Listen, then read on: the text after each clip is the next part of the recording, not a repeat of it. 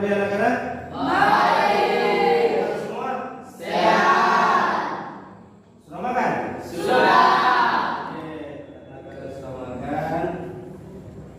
Maka berarti pada hari ini sudah siap kita belajar ya? Ya. Oke, namun sebelum kita memulai pelajaran, alangkah baiknya Bapak mengabsen terlebih dahulu ya. Jumlah kalian berapa orang?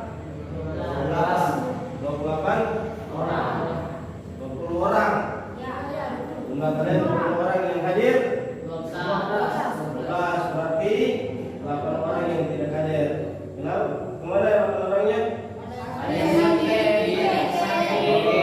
Ada yang sakit, ada yang piket, ada yang izin.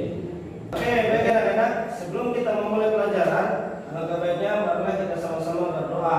Siapa tadi yang pertama datang ke kelas? Kami derajat. Nah, Fahmin Raja. Doa nanti dipimpin oleh Fahmin Raja. Mari kita berdoa kepada Allah Subhanahu wa taala.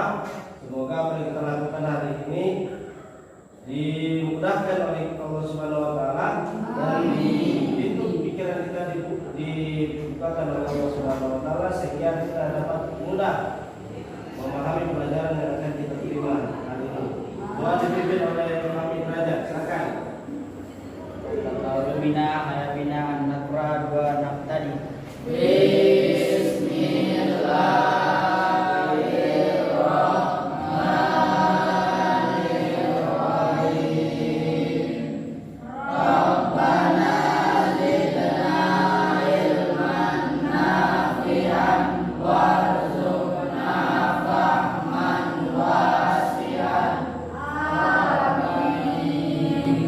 Oke, semoga dari doa yang kita lantunkan tadi Allah mengijabah doa kita.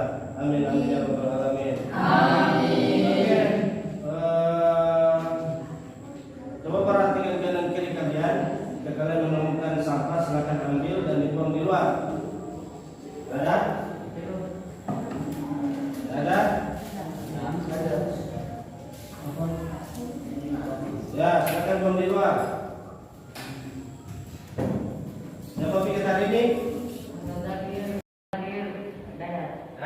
Asal terakhir, asal terakhir ini. Asal nanti ke depannya, nanti yang berikutnya kerja ya. Kalau titik ya, dapat yang kerja tadi. Ya, terlambat. Ya, masuk. Jauh perjalanan. Mana rumahmu? Oh, Sangka. Itu sekali di nekatnya tinggi. Selesai saja. Oke, untuk menunjukkan rasa patriotisme kita dan rasa nasionalisme kita, mari sama-sama kita menyanyikan lagu Garuda Pancasila. 1, 2, 3.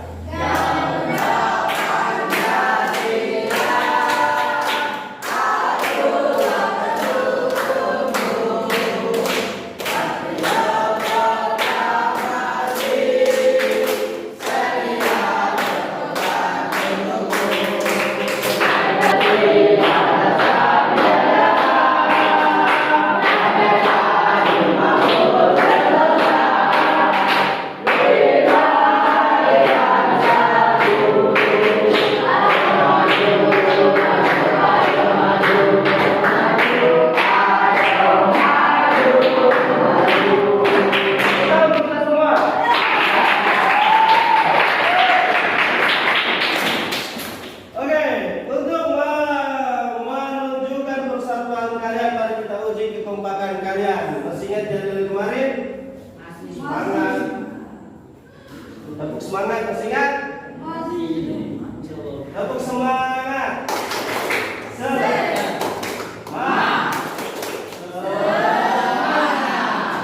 Masih ingat? Oke, mari tepuk semangat.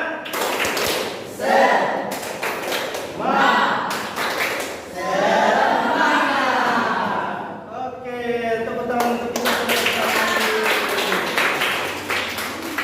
Oke, anak-anak, pada hari ini kita akan belajar tentang sejarah kebudayaan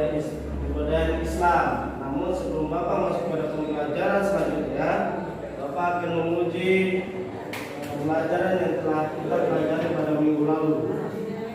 Siapa yang masih ingat pelajaran minggu lalu? Apa judulnya? Ya, apa? Dakwah Nabi Muhammad SAW di Mekah. Oke, dakwah Nabi Muhammad SAW di Mekah.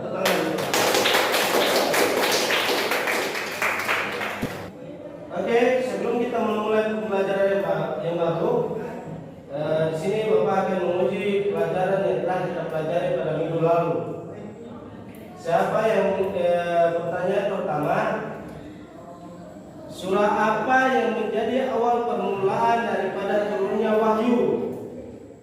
Siapa yang bisa? Saya, Pak. Ya, Zakir, silakan. Quran surat Al-Alaq ayat 1 sampai 5 yang berbunyi Bismillahirrahmanirrahim.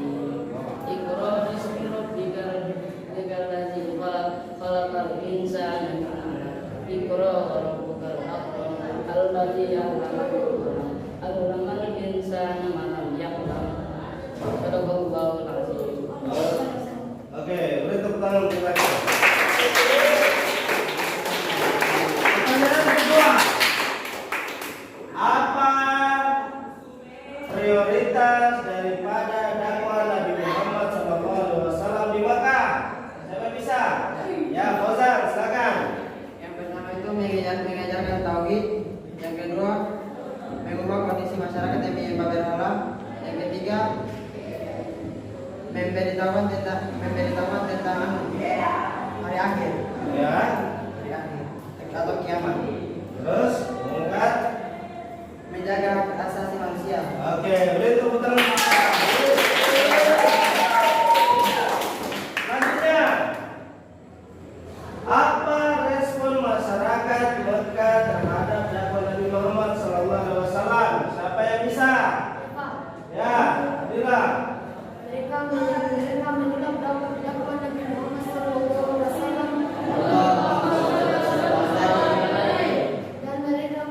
dan mereka menyiksa bahkan menyakiti umat Rasulullah SAW, misalnya Bilal bin Rabah. Oke, beri tepuk tangan.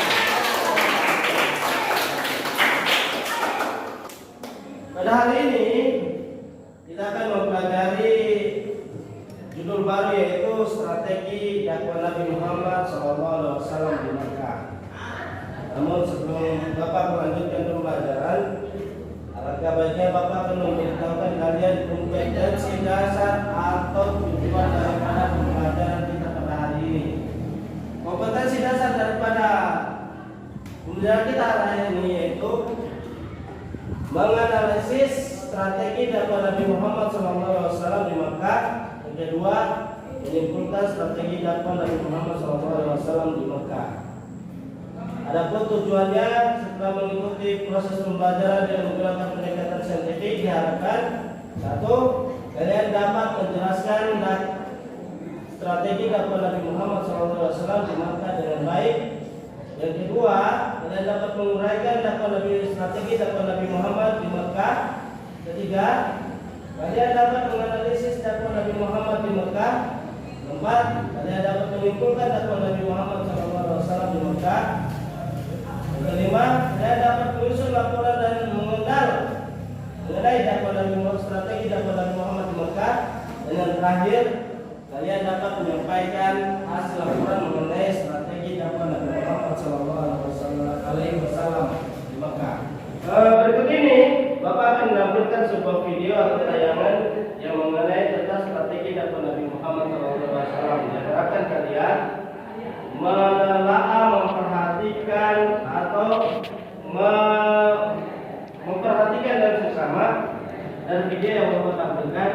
Jika di akhir video nanti Bapak akan menanyakan terhadap kalian apa isi daripada video itu, atau mungkin ada hal-hal yang belum dimengerti, silakan ditanyakan. Mengerti?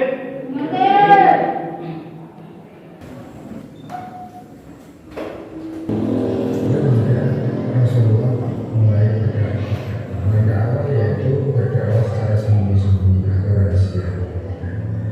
Langkah sembunyi-sembunyi ini dipilih karena mengantisipasi reaksi orang-orang Quraisy yang kaget dan baru bisa menerima ajaran yang berbeda dengan keyakinan mereka, dan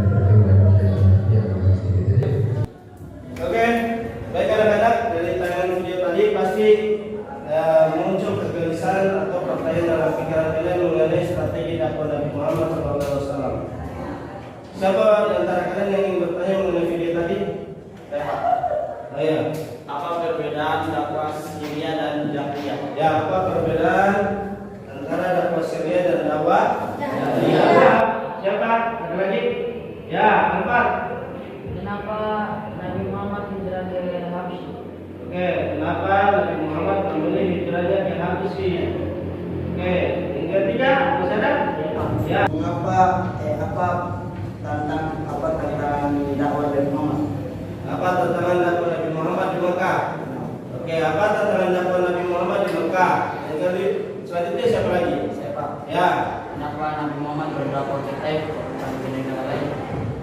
hijrah. Ya, hijrah ke Oh, kenapa Nabi Muhammad hijrah ke Taif, ke Bangladesh atau Palestina atau ke Wakokili? Ya. Oke, ada lagi yang lain? Nah, Apa perjanjian Aqabah? apa itu yang dimaksud dari perjanjian Aqabah? Oke, untuk menjawab pertanyaan kalian semua, di sini Bapak akan membentuk beberapa kelompok. Ada membentuk menjadi 5 kelompok, di mana masing-masing kelompok akan menjawab dari 5 pertanyaan yang kalian telah ajukan tadi. Silakan dibentuk 5 kelompok. Jumlah kalian ada 1, 2, 3, 4, 5, 6, 7, 8, 9, 10, 11, 12. Ah, berarti 3 orang satu kelompok. 3 orang. 2, 3. Nah, 2 orang bentuk. 1, 2, 3, 4, 5. Oke, baik anak-anak. Sekarang kalian sudah terbentuk menjadi 5 kelompok. Nanti masing-masing kelompok akan Bapak berikan tugas atau masalah. Untuk kelompok pertama akan membahas tentang perbedaan antara dakwah Syria dan dakwah Jahriyah. Berarti perbedaan antara dakwah Syria dan dakwah Jahriyah. Untuk kelompok kedua membahas tentang tantangan dakwah Nabi Muhammad SAW di Mekah. Kelompok tiga membahas tentang hijrah Nabi Muhammad hijrah ke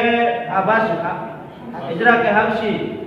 Untuk kelompok keempat membahas tentang hijrah ke Taif. Yang kelima, perjanjian Aqabah.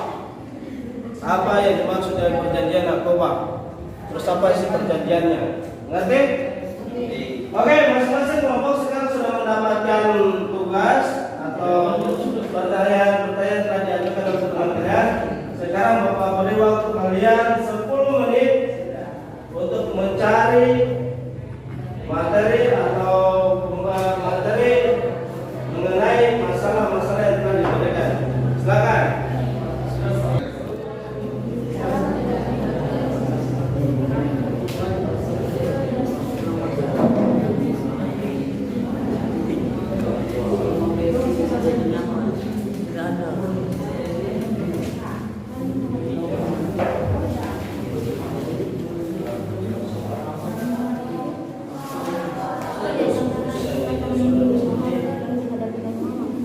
Pertama itu apa? Bisa orang polisi datang ke bilangan akhir maksudnya. Gimana? Ada kesan? Tidak ada? Kelompok B? Ada kesan? Tidak ada. Kelompok C? Ada? Tidak ada? Kelompok B? Tidak ada? Kelompok E? Tidak ada. Oke. Silakan lanjutkan.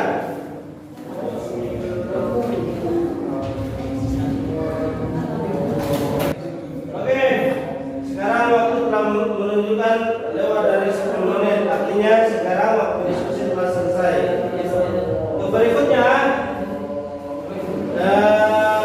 kalian mempresentasikan hasil diskusi kalian di depan. Jadi apa yang kalian telah diskusikan dan kalian tulis laporannya, kalian akan presentasikan di depan. Dan yang lain silakan menanggapi. Untuk yang pertama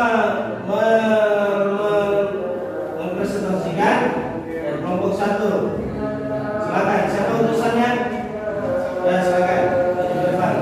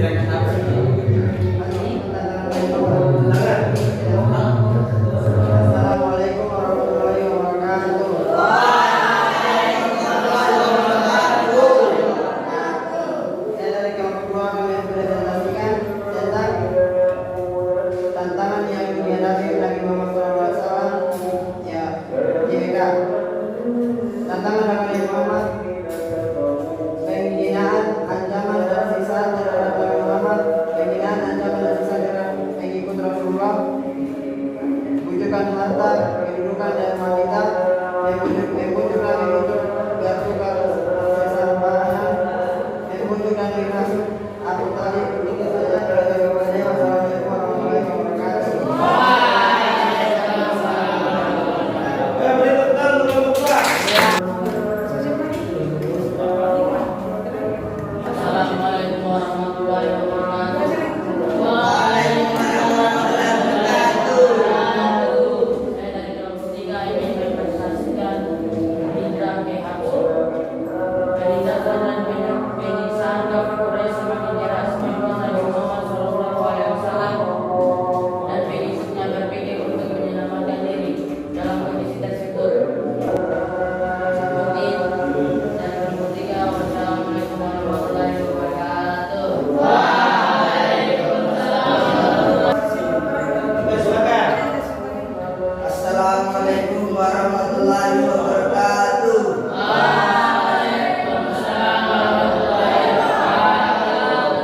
Saya selaku perwakilan dari kelompok 4 ingin mempresentasikan misi kita ini.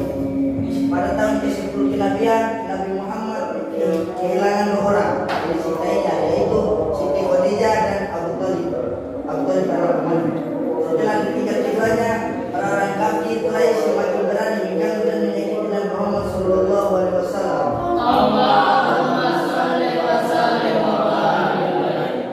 Nabi Muhammad Shallallahu Alaihi Wasallam pergi ke Taif untuk meminta bantuan serta perlindungan dari keluarganya yang berada di kota itu, yaitu Kinana yang bergelar Abu Jalail dan Mas'ud yang bergelar Abu Buhal. Mungkin itu saja yang dapat saya sampaikan selaku perwakilan dari kelompok 4. Billahi taufiq wal hidayah. Wassalamualaikum warahmatullahi wabarakatuh.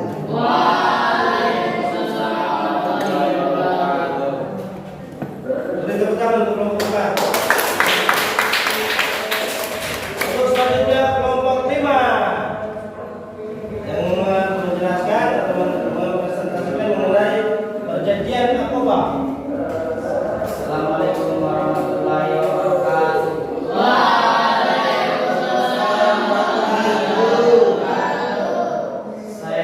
Saya perwakilan dari kelompok 5 yang akan menjelaskan tentang perjanjian Aqabah.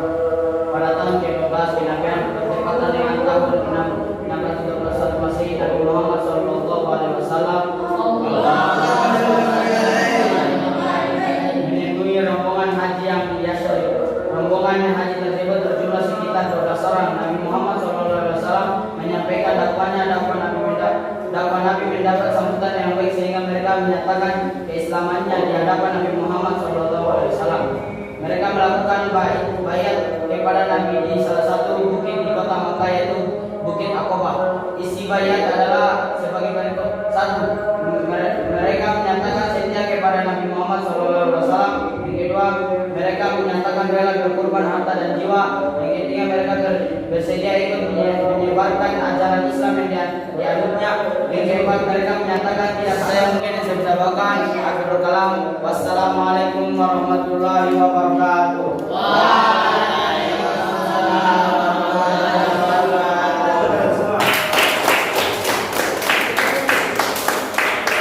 Dari hasil diskusi tadi atau dari presentasi kalian tadi, dapat kita mengambil kesimpulan bahwasanya dakwah syariah itu adalah dakwah secara sembunyi-sembunyi. Kenapa dilakukan secara sembunyi-sembunyi? Karena Nabi Muhammad SAW akan menyampaikan suatu agama yang baru, di mana pada saat itu kaum Quraisy atau masyarakat Mekah masih menyembah berhala atau masih menyembah agama nenek moyang mereka, sehingga untuk mengantisipasi terjadinya kekerasan atau benturan atau penolakan secara keras, maka salah satu strategi dakwah Nabi yaitu beliau memilih strategi dakwah syariah atau dakwah secara sembunyi-sembunyi. Beliau melakukan dakwah ini secara 3 tahun dengan cara mendekatkan pendekatannya secara personal atau perorangan. Beliau mendatangi masih secara individu per individu. Dari hasil dakwah syariah ini membuahkan hasil walaupun untuk signifikan, setidaknya ada beberapa yang memeluk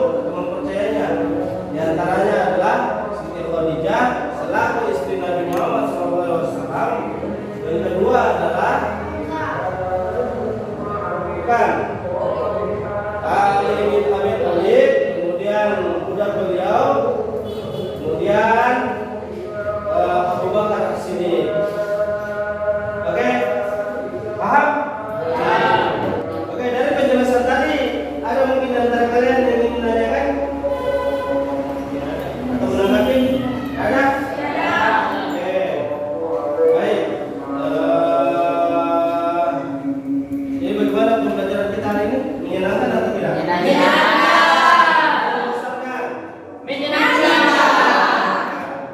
Oke, untuk menguji atau mengukur pemahaman kalian mengenai pembelajaran kali ini, Bapak akan memberikan tugas ini kalian kerjakan di rumah. Kalian tulis di kertas. Itu nanti Bapak tulis di kiri kalian, silakan tulis di kertas. Minggu depan kalian kumpulkan. Silakan ditulis.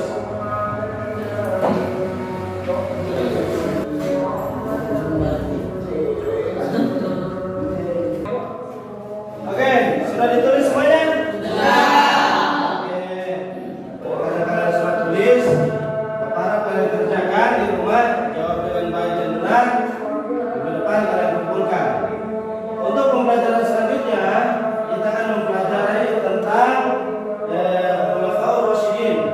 Maka Bapak harapkan sebelum kita masuk minggu depan, kalian sudah mulai membaca-baca tentang judul tersebut, mencari materi atau literatur yang membahas tentang Khulafaur Rasyidin, sehingga ketika nanti kita masuk kalian sudah ada gambaran apa itu Khulafaur Rasyidin, apa saja kerja mereka, kenapa disebut Khulafaur Rasyidin. Mungkin sampai di sini pembelajaran kita pada hari ini. Mari sama-sama kita tutup dengan membaca doa. Doa dipimpin oleh Hidayat. Sebelum kita melanjutkan pelajaran, mari